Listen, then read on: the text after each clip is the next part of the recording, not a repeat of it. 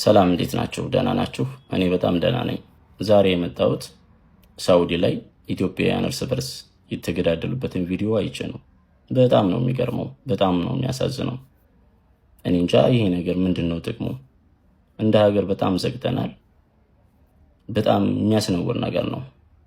ከኢትዮጵያ ወደ ሳውዲ አረቢያ እኮ ሁሉም ኢትዮጵያውያን የሚሄደው ራሱን ለመለወጥ ነው። ራሱን ሊለውጥ የመጣን እህት ወንድም የሀገር ልጅ በምን አቅም ነው በቢላዋ ቀጥታ ማረድ የተቻለው? ምን አይነት ተፈጥሮ ነው ይህን ውሳኔ እንድትወስኑ ያስገደዳችሁ? የትኛው ሃይማኖታዊ አዋጅ ነው ይህን ውሳኔ እንድትወስኑ ጉልበት የሆናችሁ? ምንስ ጥቅም ልታገኙበት? ትርፉስ ምንድን ነው? የምታገኙበት ኢኮኖሚካል ጥቅም አለው?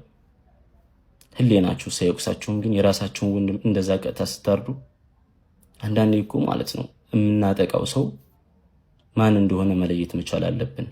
ሀገራችን ውስጥ ያለው ችግር እንዳለ ነው። ገብቷችኋል? ሰው ሀገር ላይ ግን ያን ድርጊት መፈጸም እኔ እንጃ በጣም ዝቅጠት ነው። ኋላቀርነታችን እንዳለ ነው። አዎ ልክ ነኝ። ቢሆንም ግን እዛ ሀገር ላይ ሄዳችሁ እርስ በርስ አትገዳደሉ። ቢያንስ ተዋደዱ ከቻላችሁ።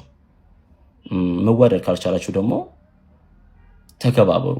መከባበር ካልቻላችሁ ደግሞ ይሄ ነገር ያስጠላል ብላችሁ ራሳችሁን ህሊናችሁን አሳምኑት። የምትገሉት ሰው ምናልባት ላታወቁ ትችላላችሁ። ያ ልጅ እናቱን፣ እህቱን፣ ወንድሙን ወይም ያች ልጅ እህቱን፣ እናቱን፣ ቤተሰቡን ልትረዳ የሄደች ወይም ሊረዳ የሄደ ነው። መቼም ራሳቸውን ለመለወጥ ነው እዚህ ሀገር የሚገደው እንጂ ለመገዳደል ብሎ ሳውዲ አረቢያ ድረስ የሚሄድ የለም።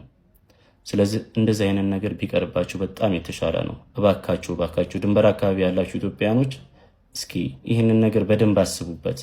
በቃችሁ በሉት ለአንዴና ለመጨረሻ ጊዜ ማለት ነው። አመሰግናለሁ። ቤቴን ፎሎ እያደረጋችሁ ኮፒ ሊንክም አድርጉት።